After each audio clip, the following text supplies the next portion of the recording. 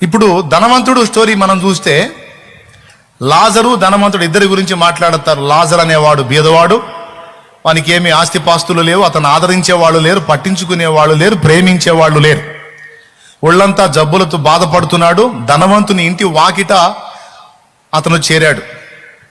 ఆ ధనవంతుడి ఇంట్లో నుంచి వాళ్ళు తిన్న తర్వాత మిగిలిన మొక్కలు బయటికి ఊడుస్తారు కదా, ఆ ఊడ్చిన మొక్కల్లో ఏదైనా ఒక రొట్టె ముక్క చిక్కితే తిని దాంతో ఆకలి తీర్చుకుందామని పాపం దరిద్రుడు అని చెప్పబడిన ఈ లాజరు ఆ ధనవంతుడి ఇంటి వాకిట పడిగాపులు కాశాడు. ఆ రొట్టె ముక్కతో ఆకలి తీర్చు కొనగోరెను అని రాసుంది, కానీ వాడు రొట్టె పెట్టెను ఈయన తిన్న అన్నట్టు లేదు, తినేను అన్నట్టు లేదు, వాడు పెట్టింది లేదు, ఈయన తిన్నది లేదు.